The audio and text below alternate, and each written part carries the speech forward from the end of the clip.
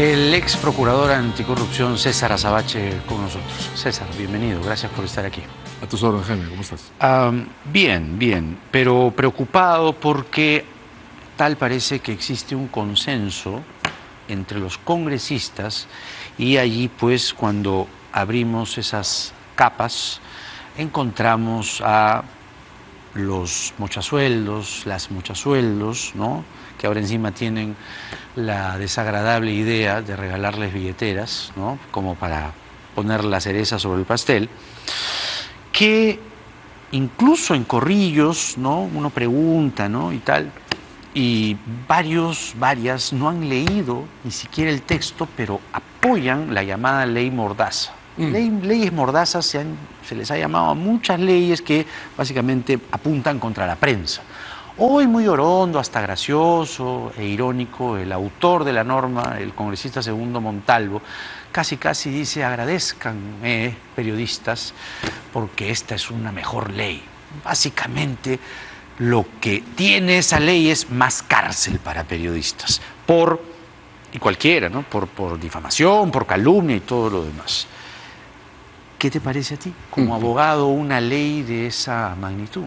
Para comenzar, no entiendo cuál es la justificación. Lo que sí noto es la cantidad de trampas que tiene, ¿no? Mira, Jaime, desde el 79, la Constitución que nos sacó del último régimen militar para aquí, la cantidad de instituciones que hemos podido madurar es estrecha, pero la libertad de prensa, la libertad de información y la libertad de expresión están entre ellas. Estas libertades soportaron un asedio tan duro como el que representaron en los años 90 acciones como las de la prensa chicha y los sobornos al broadcaster de televisión, y se mantuvo, ¿no? Encuentro muy difícil que este Congreso, con este texto, logre alcanzar algún resultado o algún nivel de incidencia real sobre la libertad de información, de expresión y prensa. De hecho, el texto exhibe sus propias debilidades, ¿no? Por ejemplo, En lo simbólico, el intento es levantar la condena por difamación agravada a 4 años para los casos de medio de comunicación. 4 años. En el lenguaje plano de quienes no entienden cómo funciona el sistema de justicia, ese pequeño incremento parece servir para que alguien diga: pero es que si esto ni siquiera es necesariamente cárcel efectiva. Es un texto que en su propia formulación muestra las debilidades que sus autores saben que tienen para poder venderlo. Es además un engaño legal, como tú sabes, que los 4 años o más de 4 años signifiquen cárcel necesariamente, no significa que no pueda salvo haber el antecedente pena efectiva abajo. Magali Claro, Medina, ¿no? es que siempre en el Perú puede haber cárceles cortas. Por eso, pues. 6 meses, un mes, Claro. un año. De modo que ahí no hay ningún significado normativo real.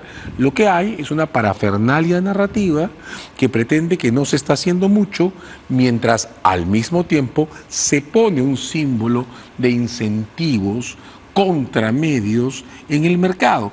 En el mismo momento, lo has dicho con claridad, en el que el Congreso abre este bono para trabajadores, cuando los trabajadores están denunciando recortes de sueldos, en el mismo momento en que las organizaciones satélites de todo este colectivo que llamamos Resistencia, pero que tiene varios grupúsculos, renuevan los ataques contra oficinas de investigación, como Dile Reporteros, en el mismo momento en que se lanza una nueva campaña de acoso judicial contra Paola Ugaz y contra otros periodistas vinculados a las investigaciones del sodalicio. Entonces, la ley significa mucho en punto a las perversiones, lo voy a decir en esos términos, que el Congreso quiere imponer en la comunicación entre medios y sociedad. Por eso creo yo que es una ley que, una de dos, o cae, o termina provocando uno de los múltiples incidentes internacionales que está generando este periodo en materia de protección a derechos humanos y fundamentales. ¿Qué te parece si hacemos el camino? El camino es: el Congreso lo va a aprobar. ¿O no? Pero es que, a ver, ¿O no? parece ser que ellos se van con todo, hay presión pública, el presidente iba a decir presidente o tal, el presidente del Consejo de Ministros, perdón, el presidente del Consejo de Ministros, más seriedad, dice que, ¿cómo era? La mejor ley para la prensa es que no haya ley, ¿no? Me gustó su fraseo, muy bien. Entonces el gobierno la va a observar, pero tú sabes que eso regresa, ¿no? Y el Congreso la aprueba por insistencia. Listo. Entonces, ¿qué hace, por ejemplo, el Consejo de la Prensa, la Sociedad de Radio y Televisión? Van al TC. O podría ser el Poder Judicial, tú alúmbrame por ahí. Sí, amparo. Podría ser amparos, lo que sea, ya, pero ya viene una batalla legal, pero ya la ley es ley. Sí, o se tiene que reglamentar. Yo tengo la impresión que Pero ya entramos en una tormenta, pues. Pero claro, pero una tormenta controlada. Yo tengo la impresión que la señal que hay que leer en esto de que la famosa pena de estímulo para atacar medios sea de 4 años y la autoconfesión de que esto es un globo de ensayo, ¿no? Un globo de ensayo que funciona como la moneda del mendigo, ¿no? ¿Conoces el cuento? Es el sujeto que anda por la calle dando limosnas con monedas con un elástico que hace que regresen a su bolsillo. O sea, de varias maneras, eso también puede ser un experimento en una de las múltiples variantes que tiene, ¿no? Porque el Congreso tampoco es unitario y no hay una sola estrategia de por medio, pero también puede terminar siendo el tipo de globo de ensayo que desemboca en una acción de tolerancia con los derechos civiles y entonces renuncio a la ley en una muestra de mi compromiso ciudadano. Hay varias trampas en este juego y si quieres que te diga la verdad, yo creo que el Congreso no se va a atrever a aprobarla. Pero claro, si la aprobaran, lo que viene es la acción legal que va a desembocar al final de cuentas en una denuncia ante las relatorías de libertad de expresión de Naciones Unidas, de la OEA, en informes internacionales y acaso en un caso ante la Corte Interamericana de nuevo. Ahí ves, es decir, ahí lo ves, finalmente Comisión y Corte Interamericana. Si no lo paran. ¿No? Y claro, por eso es que tenemos pues congresistas que hablan de la tremenda Corte, salgámonos de la Corte. Había un ministro, ¿te acuerdas? Que decía Adefesio, ¿no? Ese es un exministro dijo ese Adefesio. ¿No? Pero ese es otro plano, ¿no? O sea, es un plano concurrente en el que también estas crisis sirven para seguir macerando una idea que, por ejemplo, el montesinismo quiso hacer realidad con el Congreso y el gobierno de los 90 y que fracasó cuando Fujimori controlaba no solo el Ejecutivo, sino también el Parlamento. Y Fujimori no pudo apartarse del sistema interamericano. ¿En serio lo va a hacer este Congreso? La verdad, bueno, como lo dices, pero nunca hay que decir o nunca bajar la guardia. No, nunca hay que bajar la guardia, pero son temas, Jaime, que ¿no? funcionan como el de la pena de muerte. O sea, son esos temas falsamente fundamentales a los que se regresa cada tanto, básicamente para hacer ejercicios de posicionamiento que forman personajes que pretenden liderazgos en lo que podría llamar los conservadurismos no racionales. ¿No? Pero es eso, ¿no? Amenazar a la prensa independiente con cárcel efectiva. O con subir la ley, ¿no? Claro, con subir la condena en la ley.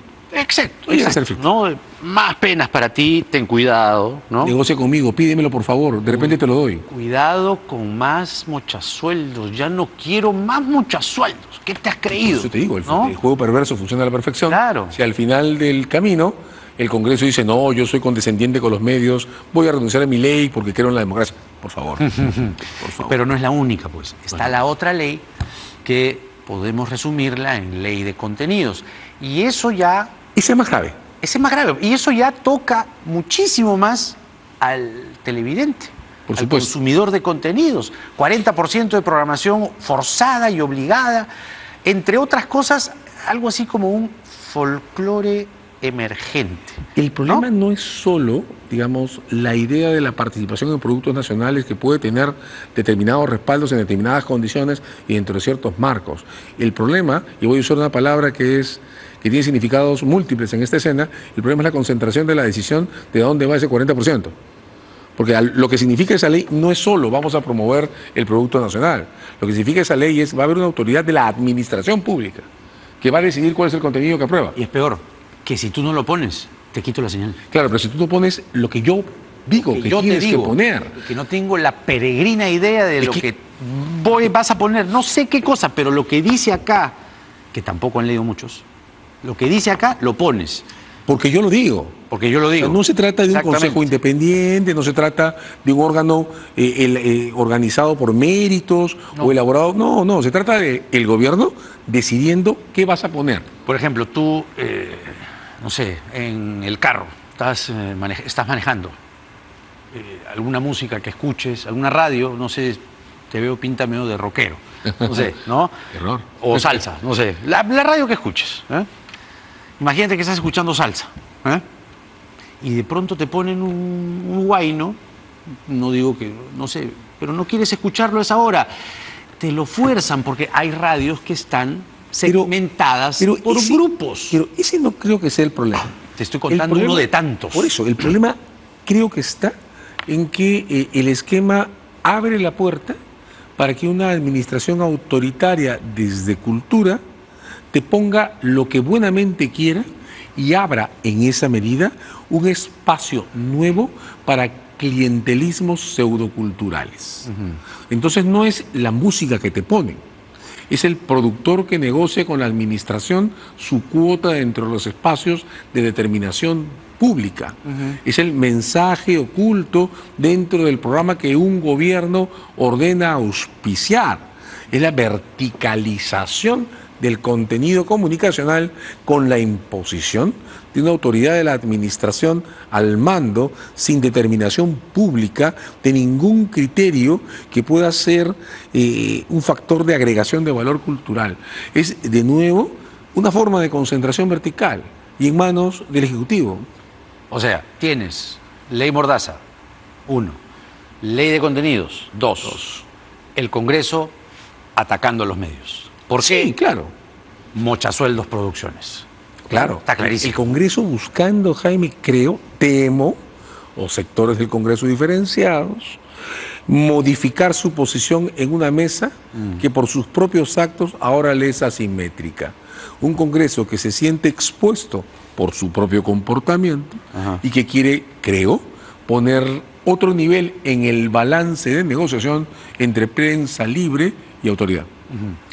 El otro gran tema, porque son dos fiscales que han hecho pues un trabajo, en el caso Lavajato, voluminoso, grande, significativo, son los fiscales Rafael Vela y José Domingo Pérez, que hoy se les abre la enésima investigación, si recorremos los años, por haber dado entrevistas, digamos, ¿no? Pero también llama la atención que el fiscal Pérez, por lo que he podido revisar, está concursando a una plaza en Ancash, me parece.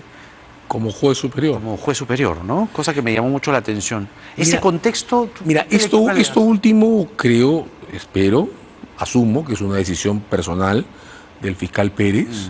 Hay que recordar que el fiscal Vela viene del judicial. Era juez nombrado de primera instancia. Estos cambios de entidad en perspectiva de ascensos son habituales en el sistema. No creo que debería llamar la atención si el propio fiscal Pérez lo ha decidido personalmente y no lo ha asociado a ningún acto de utilización interno, pero ni nada parecido. Lo que no entiendo el problema de la denuncia es el problema. Claro, pero no entiendo, el caso ya no lo va a llevar. ¿Cómo? A ver, vamos despacio. Entiendo que la postulación ha sido antes de esta escena. De modo que parece un evento, por lo menos un evento desenganchado de la coyuntura. Lo que no es tolerable es que se les abra investigación por los comentarios que hicieron, que además ambos fueron sumamente cuidadosos. Dos Ellos cosas ser muy cuidadosos. Fueron muy cuidadosos. De hecho, lo que exactamente dice Pérez. Hay una campaña es, negra contra ellos desde hace años. De hecho, lo que exactamente dice Pérez es: oye, no me hagas declarar sobre cosas que pueden ser incómodas a mi cargo. Más bien él se niega a declarar. Pero ¿qué es lo que ocurre? A ver, es posible, y de hecho asumo, que respecto al desempeño del fiscal Pérez o del fiscal Velas puede haber mil discusiones. Hay simpatías y no simpatías. Ese no es el punto. El punto es que ambos forman parte de un proceso que objetivamente ha posicionado a las fiscalías en este país. No sin bemoles, por supuesto, como todo proceso público, admite objeciones, admite revisiones. Pero son dos factores que han colocado a las fiscalías en el imaginario social de todos y de todas. Claro. Segundo, el que declaren en público es un asunto connatural a su función. No son jueces, son fiscales. Y además tienen una trayectoria de comunicación pública que lleva por lo menos 6 años. De modo que no sé dónde está la sorpresa. En tercer lugar, ya desde las crisis anteriores sobre excesos de comunicación de la Fiscalía, la denuncia sobre filtraciones, hemos comentado incluso contigo que lo que falta es una política de comunicación de la Fiscalía que defina cuándo y sobre qué los fiscales tienen plena libertad de opinión y cuándo la Fiscalía debe tener voceros, que equilibre cómo se distribuye hacia los medios la información de la Fiscalía, de modo que se elimine del contexto toda sospecha de preferencias, alianzas o correlaciones en la relación entre fiscalías y medios. Bueno, pues la Fiscalía de la Nación no ha hecho nada de eso, ¿eh? No hay una política de comunicación del Ministerio Público y en el marco de esa omisión hay una investigación abierta respecto a 2 fiscales que tienen una trayectoria de comunicación pública innegable por el hecho de declarar. Entonces, ¿qué tenemos que pensar? Y lamento decir esto, pero lo que tengo que entender es que lo que a la Fiscalía de la Nación no le gusta es que se hable de la fiscal de la Nación. Entonces, la Oficina de Comunicaciones de la Fiscalía de la Nación, ¿qué es? ¿Es la Oficina de Comunicaciones del Ministerio Público o de la fiscal de la Nación? Esto abre una grieta muy difícil de manejar en un contexto, Jaime, en el que hay que decirlo, la Fiscalía de la Nación viene no resolviendo sistemáticamente una serie de objeciones que deberían ser tomadas en serio. Desde la protesta original de personalidades como Víctor Cubas, cuando se hicieron los cambios en la oficina de Cuellos Blancos, hasta el último incidente de la tesis que hasta ahora no aparece en ninguna parte, las tesis. En el medio de eso hay incidentes que creo la Fiscalía, que ha hecho un gran trabajo en el caso Castillo, innegable, y que está haciendo cosas importantes en punto de acelerar despachos, velocidades de atención y tal, la Fiscalía tiene que abordar en términos públicos y a las que tiene que contestar. Esto no suma. A ver, interesante lo que dices. O sea, toda la atención estaba puesta sobre la fiscal de la Nación y sus tesis no esclarecidas. Hasta ahora... Inexplicablemente no esclarecidas. Hasta ahora no se oye padre, ¿no? Hasta ahora. Es una penumbra, ¿no? Y de pronto, ¿cuáles son los fiscales más visibles, ¿no? Más expuestos y de alguna manera los que han trabajado más casos de peso público, político por los investigados, Vela y Pérez? Entonces, tu teoría es interesante. Lo que sostienes entonces es que esta investigación podría tener mucho ¿de qué? ¿De globo, de levadura? Mucho de globo, ¿no? mucho de levadura y en cualquier caso mucho de aceleración de un proceso que se puede comenzar, si no ha comenzado ya, a convertirse en el deterioro de la legitimidad de la Fiscalía, en un marco en el que la Fiscalía tiene que cuidar su reputación pública porque es la responsable de los casos Castillo y es la que ha sido capaz de armar el esquema que puso en evidencia lo que Castillo representa. Al lado de eso, la Fiscalía de la Nación no puede estropear los casos sobre violaciones a los derechos humanos y no puede mantener, no tiene sentido que mantenga esta agenda de cosas pasivas. Hablando de Castillo, hoy se realizó la audiencia respecto a la tutela de derechos al expresidente Castillo y ahí habló algunas cosas el día de hoy. Vamos a escucharlas. Desde el 7 de diciembre estoy secuestrado y no tengo derecho ni siquiera a un espacio de comunicación hasta este momento. Señor magistrado, yo no me levanté en armas. El día que yo leo ese mensaje, esa proclama, ni siquiera tenía un cortador de uñas en mi mano. No coordiné con nadie, no llamé a nadie específicamente para que se levante en armas. Por eso es que necesito saber cuál es la imputación específica que se me hace. ¿Le dices tú o le digo yo? Si quieres te lo digo yo. Dile tú, es haberlo intentado. Dile de hecho, tú, la Corte Suprema ya declaró que este es un caso sobre tentativas, es decir, la preorganización de un evento que no se pudo consumar. Pero no solo en el Perú, en todo el hemisferio, las tentativas son también delitos y la alternativa es la conspiración. ¿De acuerdo?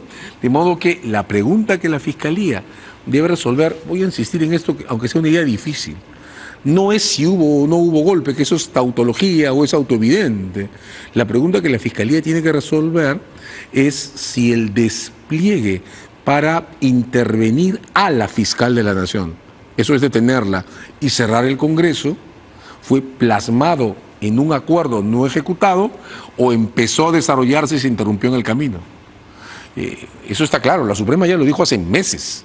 Entonces, honestamente, tengo la impresión que la narrativa de la defensa de Castillo es un ejemplo de negacionismo de laboratorio, ¿no? No están discutiendo con los papeles del caso, están discutiendo con una idea que quieren imponer como si correspondiera a lo que se está discutiendo en ese caso. Es absurdo, es de locos. Pero además, idea que la Comisión Interamericana acaba de Desautorizar. pisar como si pisases una mosca con un periodicazo. ¡Pah! Ya no tiene sentido. No. Si algún sentido quería tener el señor Castillo cuando toda la realidad se lo negaba, la comisión le ha dicho, cállese la boca. Digamos, el único impacto teórico que iba a tener o que se asignaba a la posición de Castillo desde aquellos que dicen que la comisión no sirve para nada, era que respaldara, que obtuviera el respaldo de la comisión. Y la comisión no lo respalda. Entonces, en realidad, ¿cuál es el auditorio que apunta a Castillo? Sus militantes. Claro. Nada más. El ex procurador César Azabache con nosotros. Un gusto como siempre. Encantado.